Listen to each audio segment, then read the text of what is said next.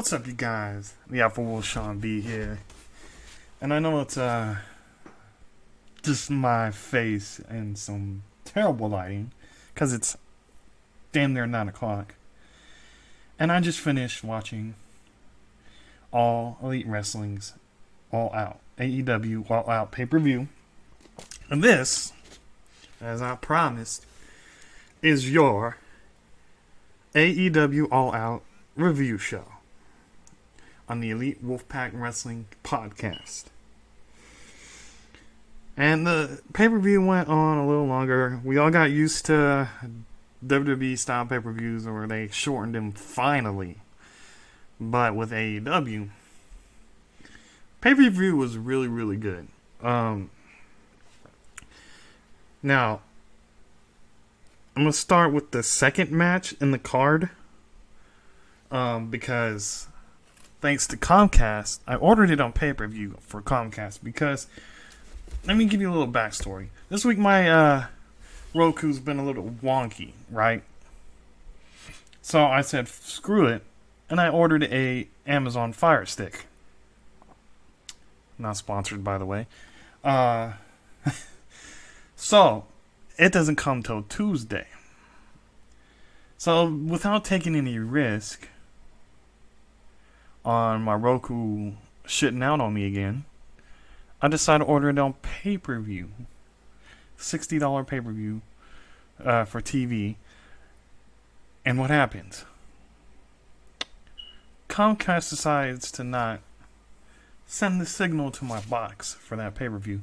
And of course, when you call customer service, you get a robot. And because it's COVID, ain't shit you can pretty much do. So I canceled the pay-per-view on the TV, and I ordered on BR Live on my Roku, which luckily it worked. Thank freaking God. But in all that commotion, I missed Britt Baker versus Big Swole on pay-per-view, the Tooth and Nail match. And I'm not sure who won. So somebody in the comments fill me in. Because it didn't really say on Twitter either who won. I didn't see anyone post really about who won on Twitter or whatever. But let's get into the second match, shall we?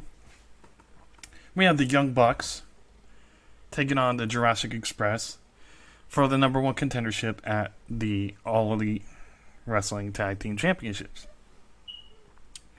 It was a great back and forth tag team match. Real good action. Bucks showing some heelish tendencies, and, you know, especially with Matt Jackson super kicking Marco's stunt. Super kicking Marco's stunt. For no apparent reason, really. Poor Marco. The Young Bucks go ahead and take the win for this match here and become number one contenders. Sorry, I gotta sneeze really bad and I'm holding it in. I know it's terrible, but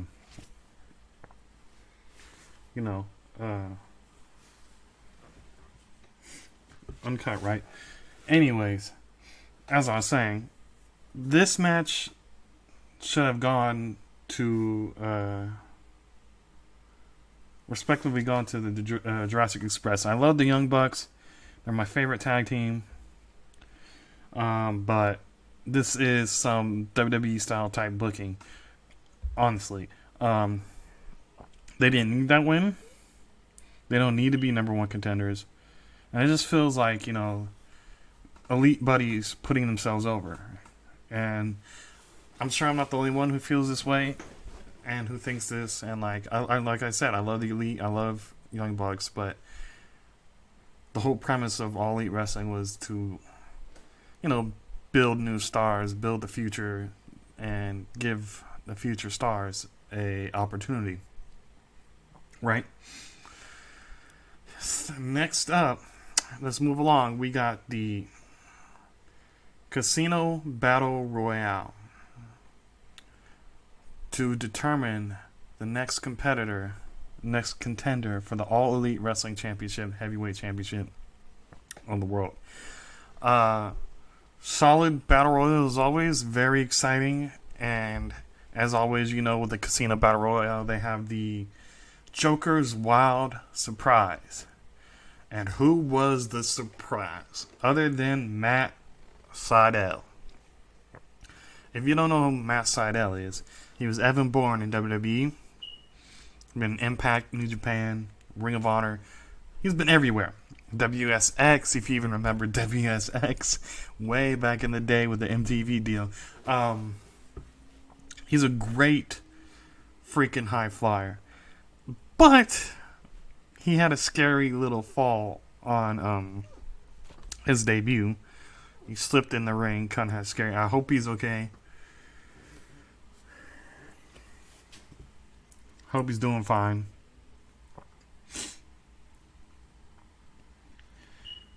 Praying for you, Matt Sydal. But what an awesome debut either way. And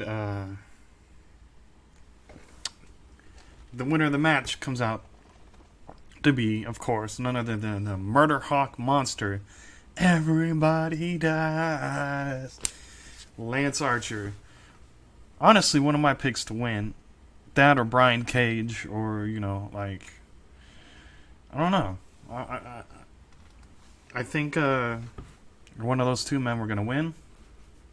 Glad it was a Murder Hawk Monster. I really dig Lance Archer, one of the best big men in the game. He's dope. He's an awesome dude if you meet him in person, and I'm really happy. I'm really fucking happy that they went with the Murder Hawk Monster, because him as champion. Oh boy, that would be something. That would be awesome.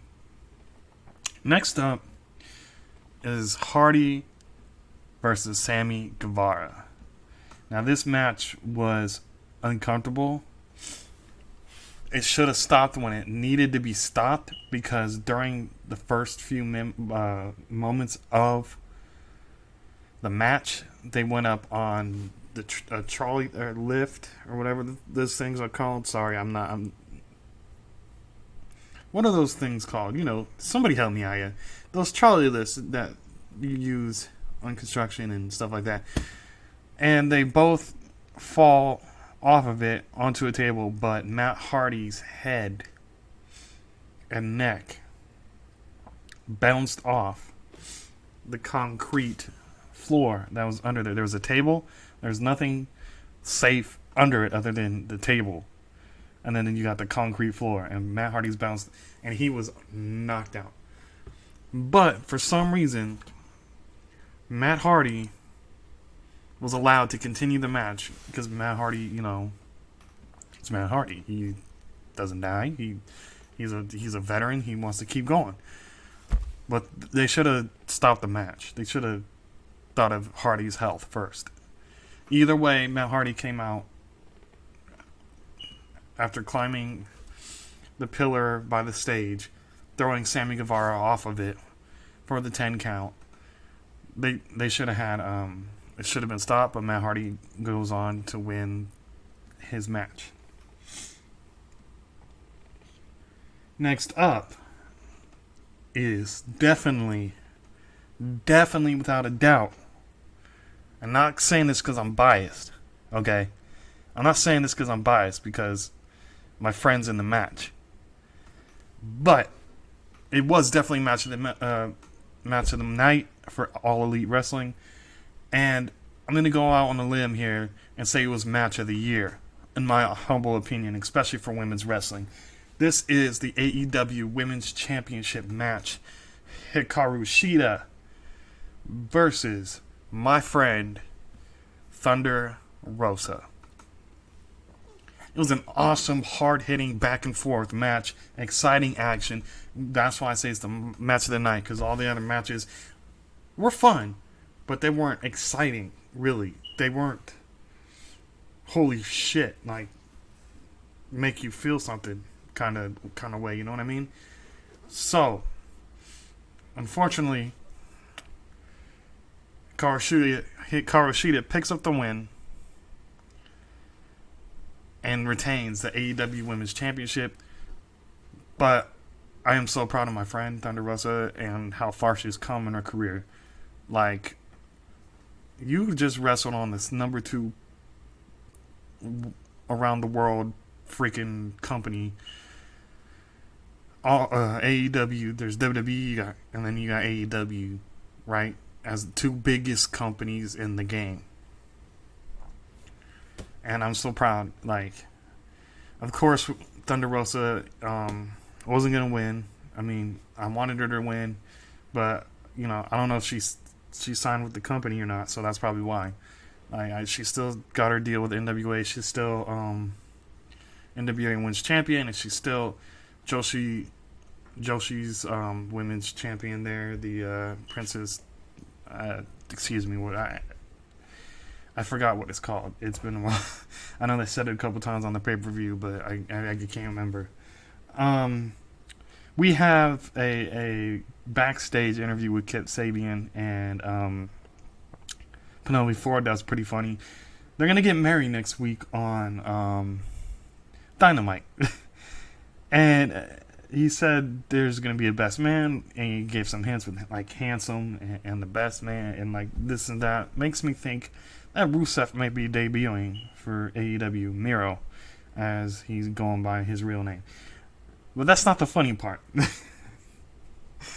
AEW takes a shot at WWE and the Twitch situation with the little message. This message is approved by All Elite Wrestling, Twitch and all that other stuff that they're shouting out for Kip Sabian.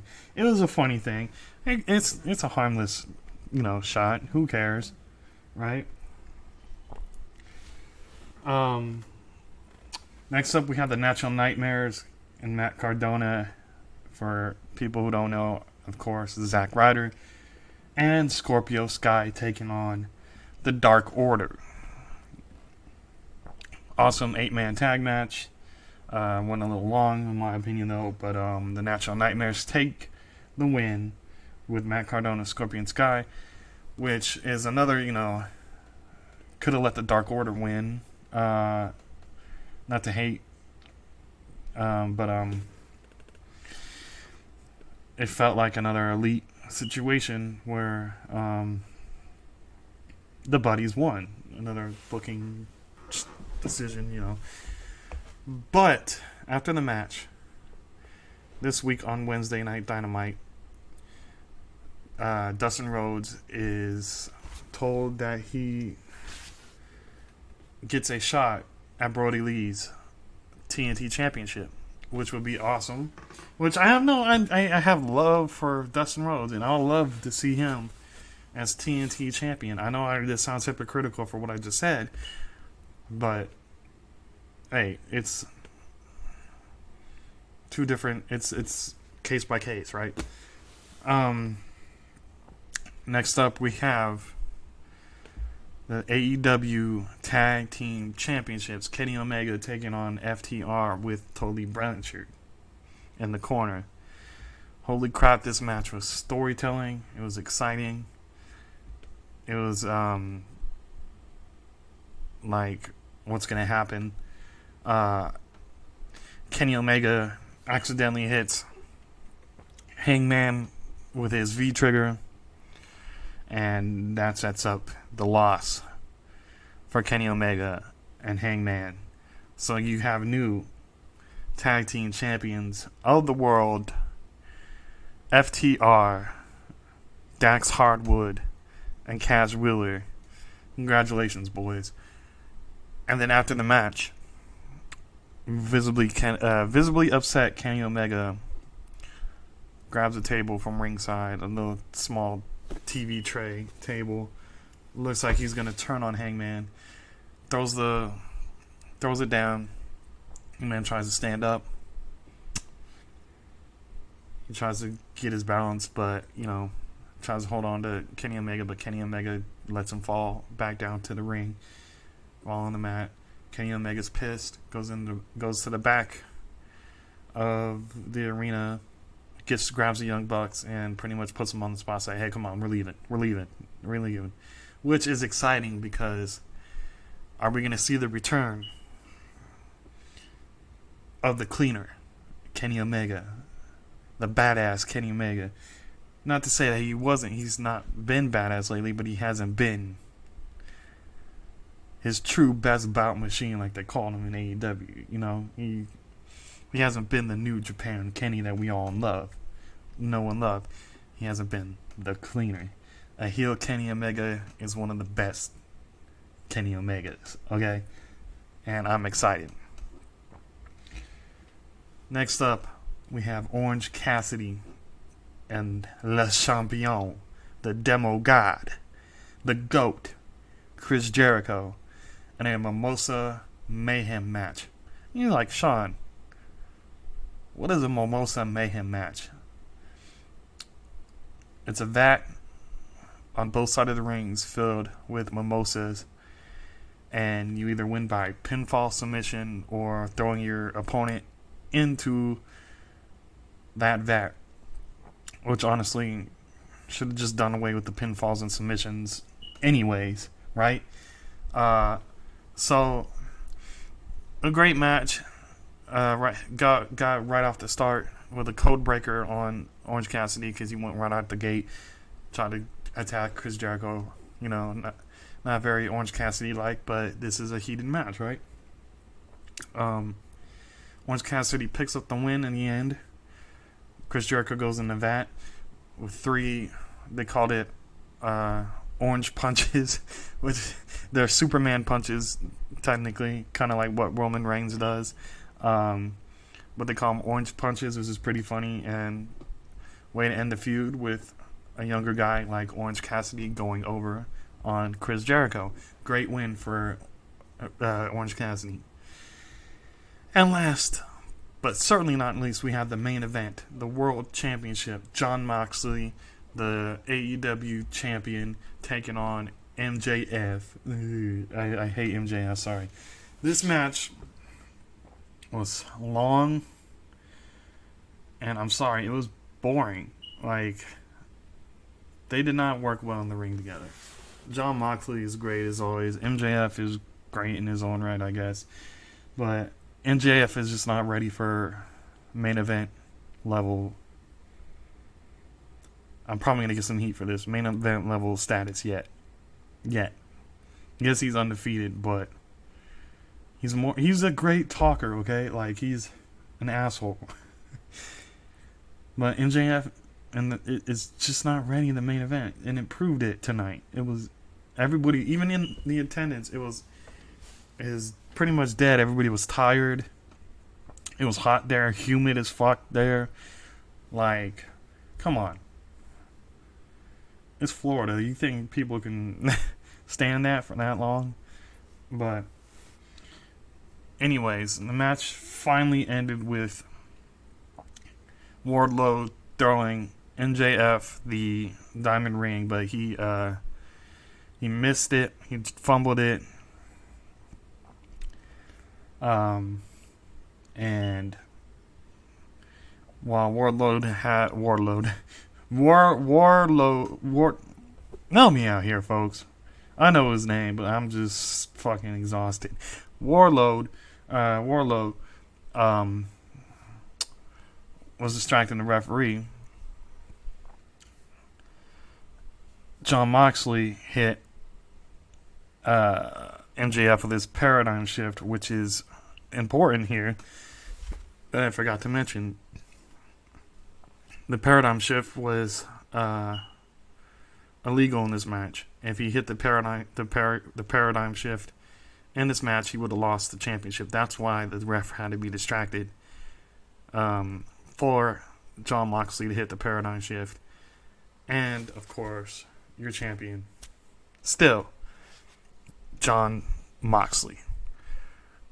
And as you saw at the end, the Murder Hawk Monster, Lance Archer, and Jake the Snake Roberts walked close to the ring to stare down Jon Moxley to set up their match and their feud for the weeks to come for Dynamite Full Gear November 7th, November 7th. For the pay-per-view, it could happen between now and then. So we'll have to see next Wednesday and the weeks to come, the months to come, because it's not till November. So hopefully it doesn't they don't wait till November, that probably will. Who knows? It might be one of those TV pay-per-views they put the title on Lance on. All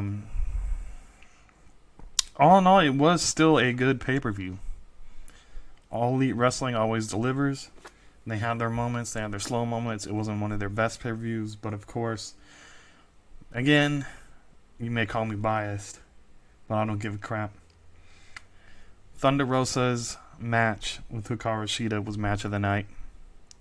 Was the best match I've seen all year, whether it be women's matches or even, matches in general. That includes WWE, Impact, AEW, you know what I mean? So, all in all, it was a good match. It was a good match, good pay-per-view, and I'm happy with the outcome. We had some technical difficulties in the beginning, starting off rough with the Comcast thing, but I'm happy I got to see it, and it was a good night. And with that being said, I'm going to edit this video, upload it, and go relax, because I am tired after that. What an awesome pay-per-view, like I said. Anyways, Wolfpack, thank you for watching. You know what to do. Hit the like button, hit the share button, hit the follow button, subscribe, tap that little bell icon so you never miss an upload of Elite Wolfpack Wrestling Podcast. And go back, watch my latest video yesterday, and go to Podbean / EliteWolfpackWrestling.com. Not .com, Elite Wolfpack Wrestling Podcast. Just hear all the podcasts from Elite Wolfpack Wrestling Podcast. And on Spotify, same thing. You guys are awesome. Say too sweet.